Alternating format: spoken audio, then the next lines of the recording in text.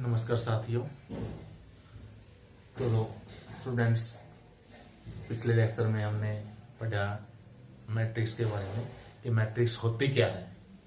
आज हम पढ़ेंगे टाइप ऑफ मैट्रिक्स। तो टाइप ऑफ मैट्रिक्स के अंदर देखिए, सबसे पहले रो मैट्रिक्स। सबसे पहला है रो मैट्रिक्स।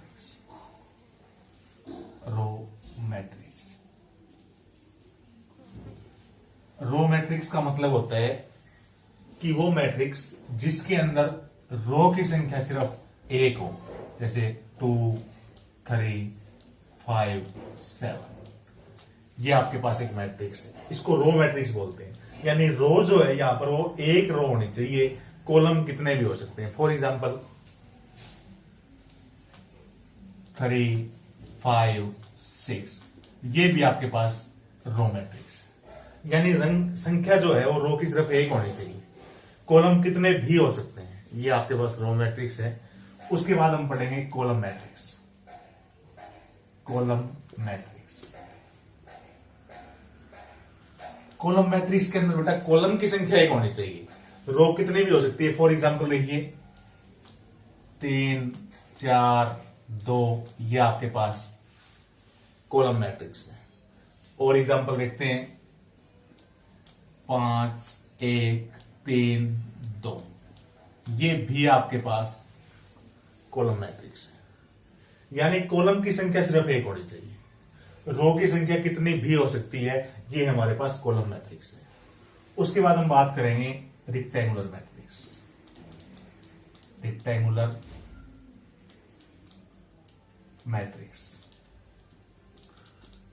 रेक्टेंगुलर मैट्रिक्स के अंदर क्या है कि हमारे पास रो और कॉलम की संख्या बराबर नहीं होनी चाहिए। फॉर एग्जांपल 5, 3, 2, 7, 8, 6, ये आपके पास रेक्टेंगुलर मैट्रिक्स है।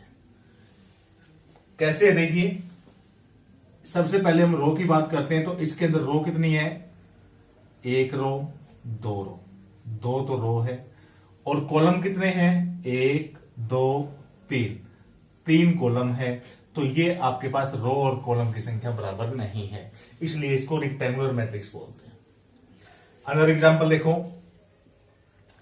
3, 5, 4, 7, 1, 2। अब इस मैट्रिक्स के अंदर देखिए रो की संख्या कितनी है, रो है 3 और कॉलम है 2। तो रो और कॉलम की संख्या बराबर नहीं है, इसलिए आपके पास ये रेक्टेंगुलर मैट्रिक्स है।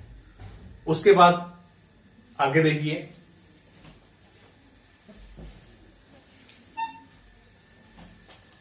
Square matrix.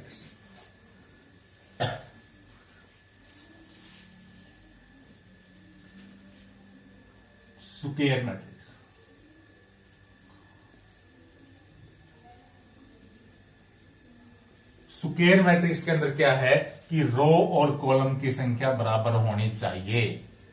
जैसे आपके पास है 5, 3, 9, 2। अब यहां पर रो की संख्या कितनी है, रो की संख्या भी 2 है। और कॉलम की संख्या कितनी है, कॉलम की संख्या भी 2 है। यानी आपके पास रो और कॉलम की संख्या बराबर है। तो ये आपके पास स्क्वायर मैट्रिक्स कहलाती है।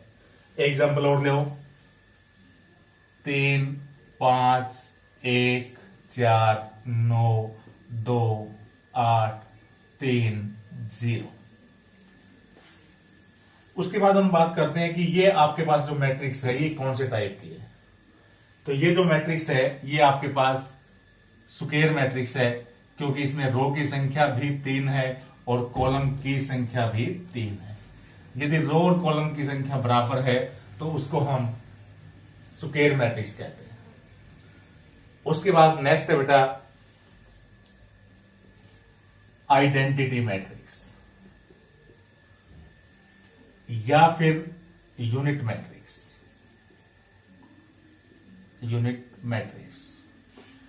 अब आइडेंटिटी या यूनिट मैट्रिक्स का मतलब देखिए क्या है। सबसे पहले बेटा आपके पास यहां पर रो और कॉलम की संख्या बराबर होनी चाहिए। रो और कॉलम की संख्या यदि आपके पास बराबर है तो खास बात इसमें रहेगी 1 0 0 1।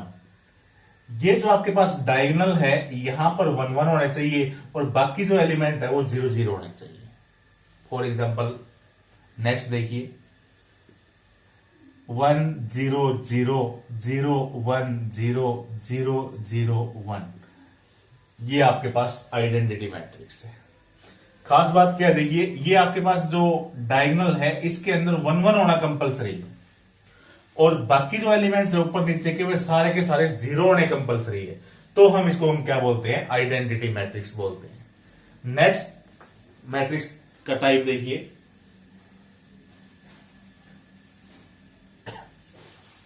Scalar matrix. नेक्स्ट टाइप आपके पास है स्केलर मैट्रिक्स। स्केलर मैट्रिक्स के अंदर क्या होता है कि रो और कॉलम की संख्या तो बराबर होती ही है। यहां पर आपके पास खास बात है कि जैसे 2 0 0 0 2 0 0 0 2। डायगोनल जो आपके पास है, डायगोनल के अंदर एलिमेंट की वैल्यू सेम होनी चाहिए और बाकी जो एलिमेंट है वो सारे के सारे 0 0 होने चाहिए। अब आप ये कहोगे कि सर क्या ये आपके पास स्केलर मैट्रिक्स है 7 0 0 0 7 0 0 0 7। ये भी आपके पास स्केलर मैट्रिक्स है क्योंकि डायगोनल के अंदर जो आपके पास वैल्यू है वो सारी इक्वल है, समान है और बाकी जो एलिमेंट्स आपके पास है वो सारे के सारे 0 0 है, इसलिए आपके पास ये स्केलर मैट्रिक्स कहलाती है। नेक्स्ट टाइप आपके पास है डायगोनल मैट्रिक्स। डायगोनल मैट्रिक्स के अंदर क्या है रो और कॉलम की संख्या तो बराबर होती ही है। खास बात क्या है कि आपके पास डायगोनल के अंदर जो वैल्यू होती है 2 0 0 0 5 0 0 0 7। अब डायगोनल के अंदर जो एलिमेंट है वो अलग अलग होने चाहिए, बाकी जो एलिमेंट है वो आपके पास 0 0 होने चाहिए। तो ये आपके पास क्या है, डायगोनल मैट्रिक्स कहलाती है। उसके बाद नेक्स्ट देखिए बेटा, इसी का एक एग्जांपल और लेते हैं 1 0 0 0 3 0 0 0 9। ये भी आपके पास डायगोनल मैट्रिक्स है। और अनदर हम इसको लिख सकते हैं, ऐसा भी आपको बुक में मिल सकता है, जैसे ये आपके पास है 2 5 7। इसका मतलब और ये एक ही बात है। अब इसी प्रकार से इसको हम कैसे लिखते हैं, डायगोनल 1 3 9। ये आपके पास डायगोनल मैट्रिक्स, ये और ये सेम बराबर चीज है। ऐसा भी लिख सकते हैं, ऐसा भी लिख सकते हैं। इसको हम क्या बोलते हैं, डायगोनल मैट्रिक्स। उसके बाद नेक्स्ट देखिए बेटा,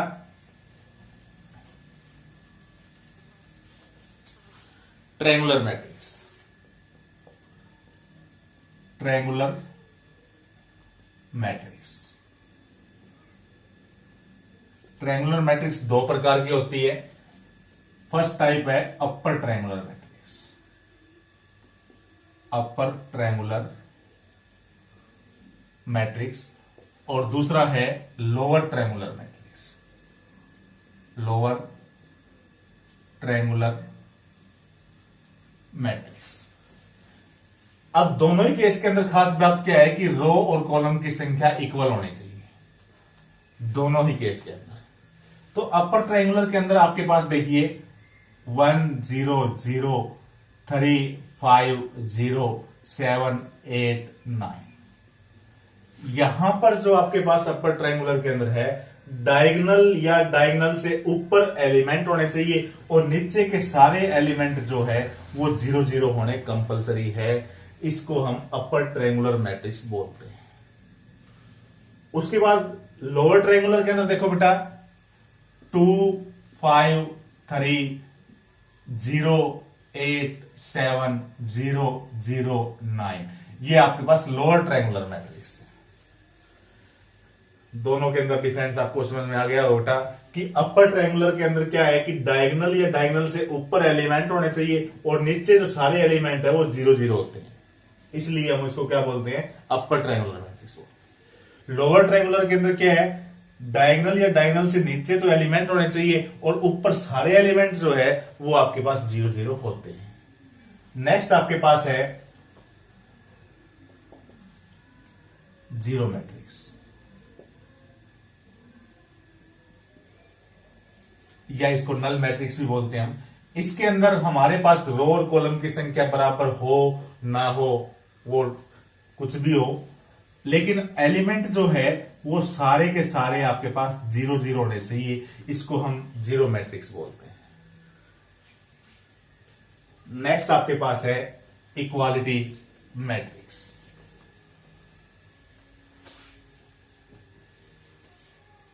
इक्वालिटी मैट्रिक्स, इसके अंदर बेटा आपके पास क्या है, जैसे आपने ऑर्डर के बारे में पढ़ा था मैट्रिक्स के अंदर, यहां पर दो मैट्रिक्स दी होती है 3 5 7 1 2 9 इक्वल टू 3 5 A 1 B 9। खास बात क्या है कि यहां पर इक्वालिटी का मतलब क्या है कि हम दोनों को कंपेयर कर सकते हैं। दोनों को कंपेयर कब करेंगे, जब बीच में इक्वल टू का साइन होगा और दोनों मैट्रिक्स का ऑर्डर जो है वो सेम होगा। अब इस मैट्रिक्स का ऑर्डर क्या है, क्योंकि ऑर्डर जो हम निकालते हैं वो रो क्रॉस कॉलम होता है। अब इस मैट्रिक्स में रो की संख्या कितनी है, 2, और कॉलम की संख्या कितनी है, 3, तो ये आपके पास ऑर्डर इसका 2 क्रॉस 3। इस मैट्रिक्स का ऑर्डर क्या है, रो की संख्या कितनी है, 2, और कॉलम की संख्या कितनी है, 3, तो इस मैट्रिक्स का ऑर्डर क्या है, 2 क्रॉस 3। तो दोनों तरफ जो मैट्रिक्स का ऑर्डर है वो सेम है, तब हम इसको कंपेयर कर सकते हैं, इन दोनों की तुलना कर सकते हैं। अब तुलना करने का मतलब क्या है कि यहां पर दो अल्फाबेट आपके पास है, ए और बी। आपको इनकी वैल्यू फाइंड करनी है, find the value of a and b. अब इनको कंपेयर कर सकते हैं, जैसे आपके पास यहां पर ए है, तो इस मैट्रिक्स के अंदर यहां पर ए जो है वो फर्स्ट रो और थर्ड कॉलम के अंदर है। जैसा कि पिछले लेक्चर में मैंने आपको सिखाया था कि एलिमेंट के अंदर रो और कॉलम की संख्या दिखाई जाती है, तो इसी प्रकार यहां पर ए का मान निकालना है, तो यहां पर आपके पास जो एलिमेंट है वो भी A13 होना चाहिए, यानी फर्स्ट रो थर्ड कॉलम में होना चाहिए। अब इसको और इसको यदि हम कंपेयर करेंगे तो ए का मान कितना आ जाएगा, 7 आ जाएगा।